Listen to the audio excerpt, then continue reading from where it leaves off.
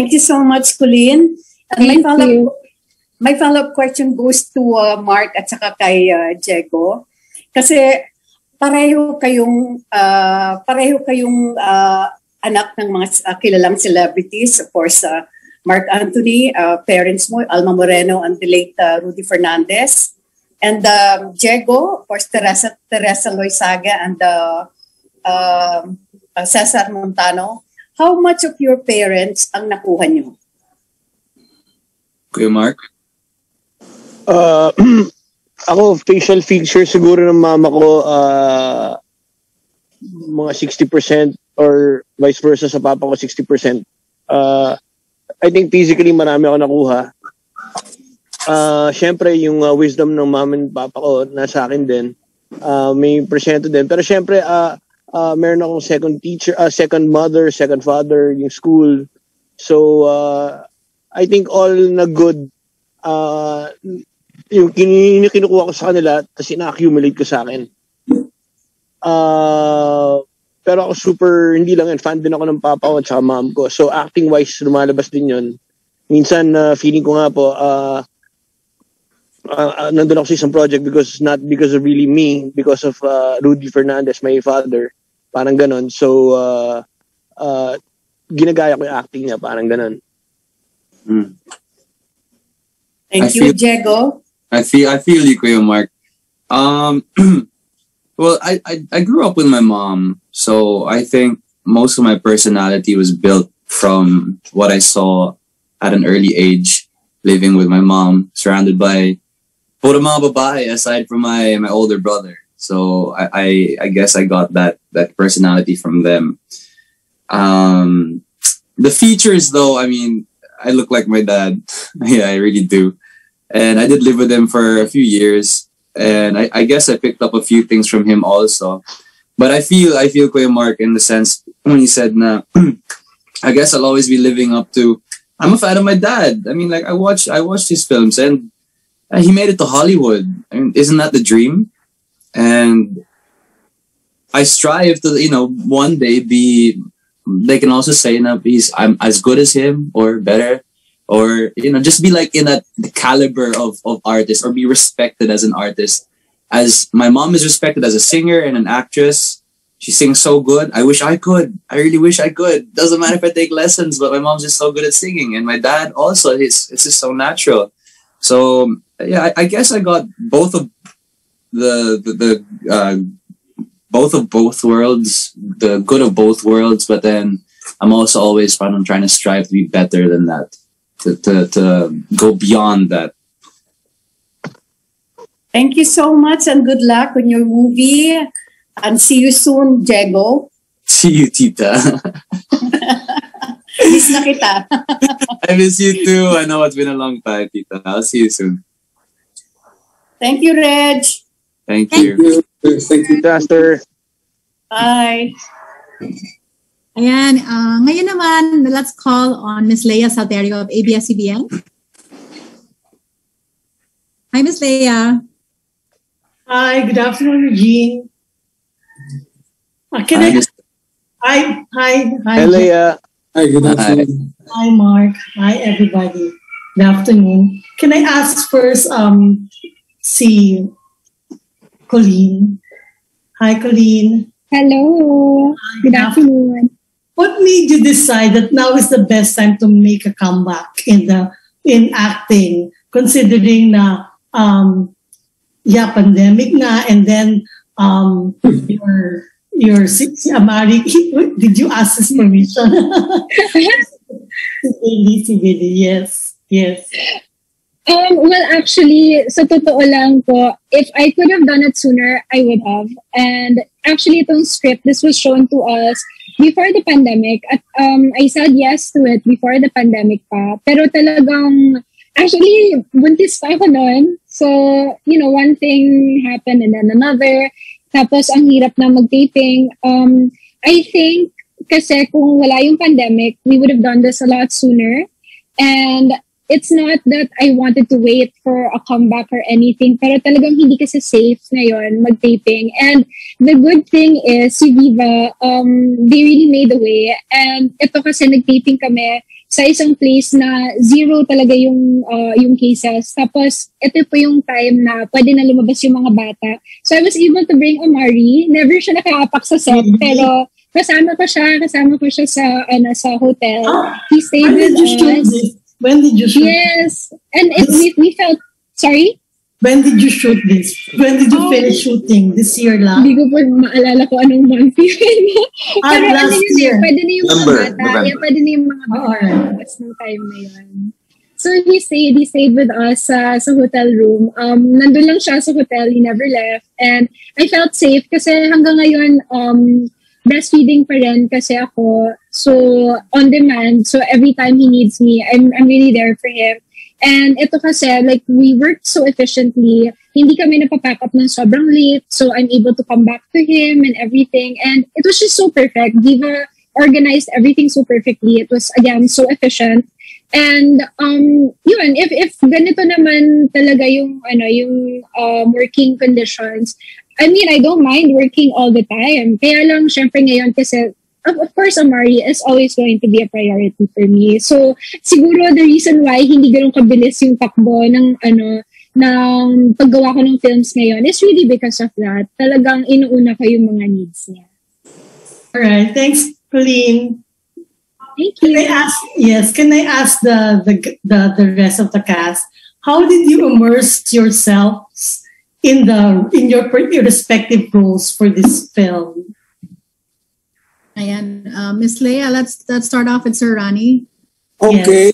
Hi, Leia. Hi, good afternoon. Magandang hapon. It's first of all, when you read the script, the way the screenplay is so clear, so nice to read. You sort of sink in right away into you, and so it was like a fast thing to do for me. I don't know about the others, but. So when John passed it on, and I read through it, I said, yeah, let's get it on. So thank you. Thank you. The others, please. Diego and Mark. Okay. Sorry. JC muna. Okay, JC. Hi. Ako muna? JC, yes. Okay. This is my second time na playing Juan. Before, kasi diba, when the script was introduced to me, it's like Ibong Adarna. So I remember 2015, I played Don Juan in Ibong Adarna, the full-length version. Oh, yeah, the play, the musical. Yeah, the play. Francisco Baltazar. Yes. Yeah. That was, yes. I played Don Juan before. So medyo gets ko yung psyche ni Juan. Yes. At nagtugma naman yung idea ko sa gustong interpretation ni Direct. Kasi this character this time, he's always parang this guy on the background. Hindi mo alam kung anong iniisip niya, hindi mo alam kung anong gagawin niya, hindi mo alam kung anong magiging decision niya. So meron siyang slow burn bago siya may slow burn yung circumstances niya bago lumabas yung tamang decisions niya. So, yeah, tapos syempre bunso, may tatlong lalaki yon, 'di ba? So meron silang parang may mommy's boy personality, and yeah, so far medyo gets ko ng konti tapos dumating yung interpretation ni Direk, so mas lalong naging mas kumabit yung character for me. So, yeah. Okay, thanks. Tita Leia, ako naman po, bale, kay Direk, isang part nung yung approach ko po, paano ako Direk, talagang nakikinig po ako. Then I portrayed, nakinig lang po kay Direk, and then yun po, sinabuhay po namin. Constant rin po, conversation with Direk, yun po. Thank you, Mark. Was this done after you did your movie with Claudine? No. Before, around 8 months after. Alright. Yun. Thanks. Diego, please. Okay, Miss Leia, how did I myself in the character. Like I said, I'm playing Diego, so I just played myself. No, I think I've always like wanted to play a role of some sort of like gangster or mobster, or parang as a kid, syempre, watching like films like shows like The Sopranos or The Godfather or Scarface, I've kind of always like conceptualized an idea of how I would be if I was in a if I was a mobster, if I was like part of that. So I guess that's like a kid playing pretend. I guess that's pretty much what it was. And I was just pretending to be cool, a gangster, and killing people and stuff like that. So it wasn't really that hard to jump into it because it's something that I've always wanted to try. I've always wanted to play a role like that. Nice, yes. So it was just like in the back of my head. Maybe like one of my personalities is also that. So but I just switched into it doing this film. So yeah, it was really fun. It was so fun. Thanks. Yeah. Can we hear from Pauline also? Yeah, so ako naman, I was really excited for this film because it's different from all the other films that I got to do in the past. It's something different, something refreshing, pero at the same time, kasi yung character ko, there are a lot of emotions at play as well. There's grief, there's vengeance, and these are all emotions that currently, diba, medyo opposite yung nararamdaman ko ngayon in life. So the challenge would be to completely forget where I'm at right now in my life and to be able to bring out yung mga mabibigat na emotions na yun. And siguro doon ako pinaka na-challenge. I really like the role kasi first time akong kumbaga nakahawak talaga ng baril for a film na seryoso. Kasi yeah, parang kasi na-try ko naman na before, pero kasi comedy. So iba siya, yung extra service before. Kaya lang comedy mas serious kasi. mas serious. Yeah. So talagang it's definitely different, but it's also something that I enjoyed. It's something that I hope in the future I can do more of. Kasi parang hindi siya nakakatakot for me. Hindi siya intimidate yung gun and yung action and everything. So hopefully in the future I can do something na ganito ulit.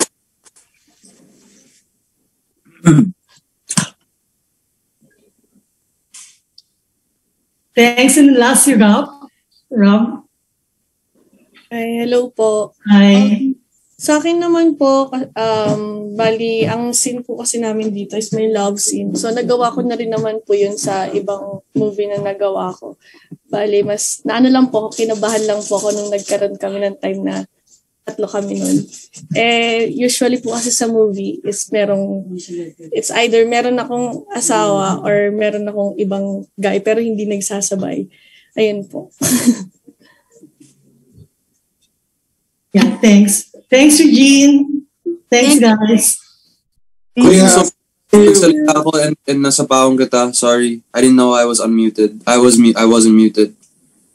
Oh, yeah. Thank you. Sorry. It's all right. Thanks, Miss Leia. Ingat. Thanks, Eugene. Happy weekend. Yeah, same to you. Thank you. At ngayon po, we have Neil Ramos from Tempo joining us. Hi, Neil. Good afternoon, Regine. Magandang hapon. Thank you. I'll direct my question to Rob na. Nabanggit mo na rin naman yung something dyan. Anyway, you've been doing films for Viva for nakailang films ka na, di ba? I mean, siguro twice, thrice with them. 4. Pero I think ito yata yung, I see. Ito yata yung pinakamabigat yung mga kasama, mga respetadong aktor, mga kilalang names, no? So, how was the experience? Ano po? Ano ba natutunan mo sa kanila? Sobrang nakaka-overwhelm po kasi syempre, yun nga po, sabi niyo mga bigatin yung mga nakasama ko. Pero ano naman po, ang baling naging ka-eksena ko lang naman po dito is si Diego. Pero syempre, ano pa rin yung mabigat pa ring artista. And kapag once naman po na eksena namin, hinahelp naman niya po kami, lalo na kung katulad ng love scenes. And ano naman po, during off-cam naman po, nagkakausap naman din po kami ng mga ibang cast. Okay naman. Okay, great. Nabanggit mo nga kanina na kailang pelikula ka na rin sa Viva Max.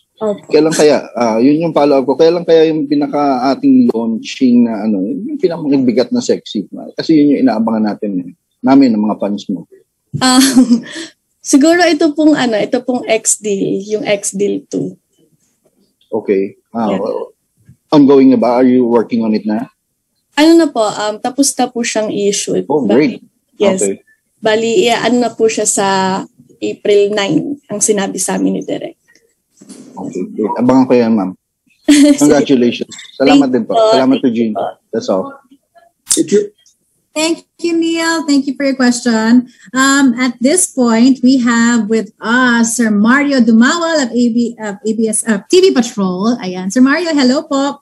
And I'll also go ahead and call on Tessa Mauricio of the Manila Times. She will be joining us after Sir Mario. Ayan. Hello po. Hello. Good to see you. Hey, Mario. Hey, Kuya Mario. How are you? Welcome back. Thanks, back? Where am I? What do you mean? Okay. Happy Valentine's, Kuya Mario. My questions for Colleen and JC. Teka, yung cortina. Okay. How was, can you describe your life now? At what point are you in your life now, JC and Colleen? Paano nagbago ang buhay niyo as a parent? With you, JC, kay baby River.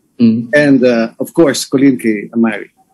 Yun ang pinag-uusapan namin sa set. Nagiging parents namin. That's when you know. How did being a parent change your life?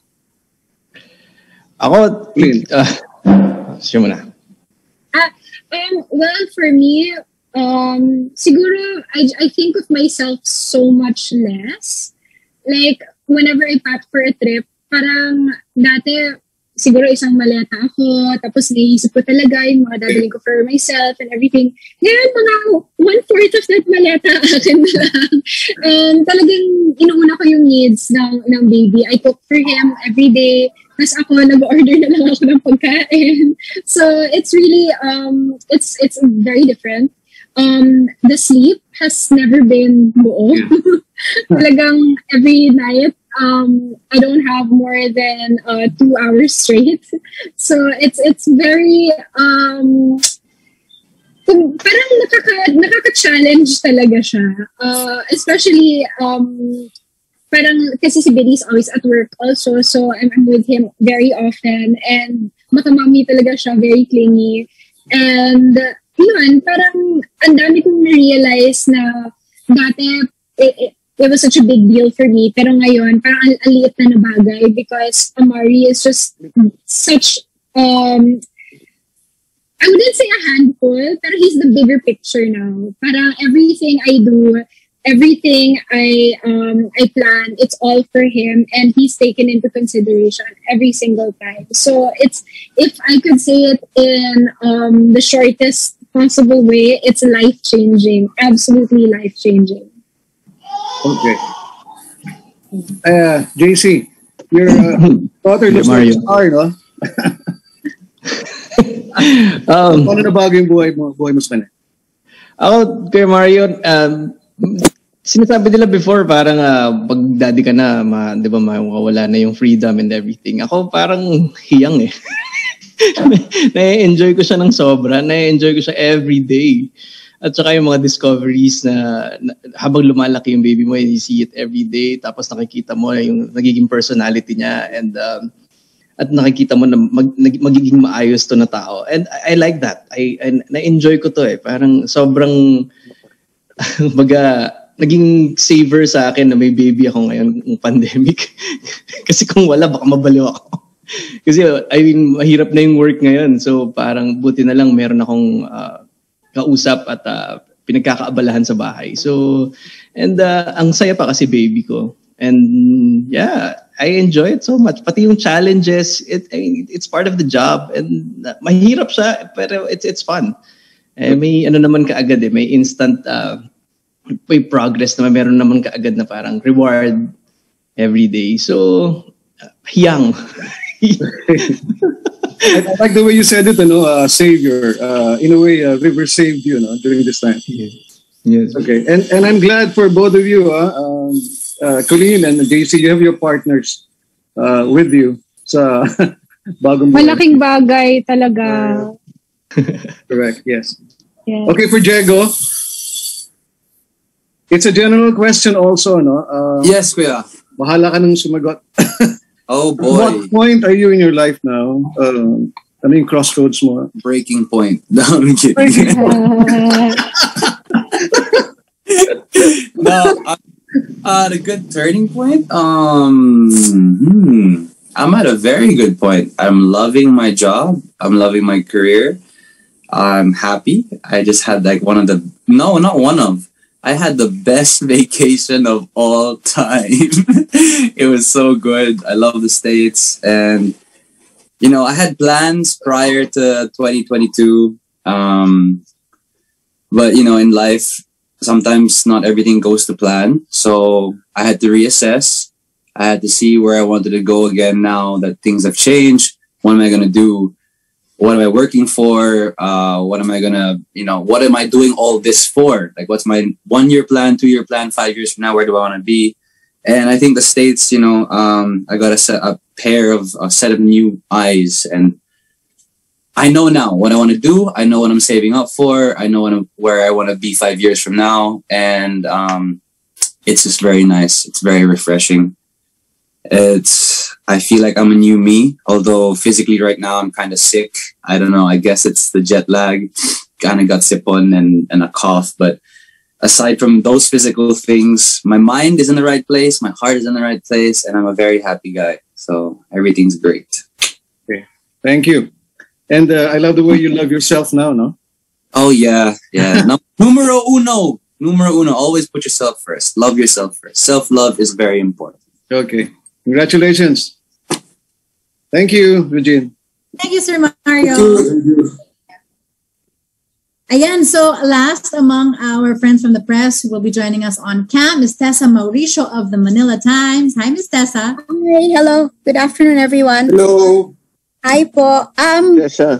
First question, hello po. Ang first question ko lang ho kay Direk John Red. Good afternoon po sa inyo, Direk.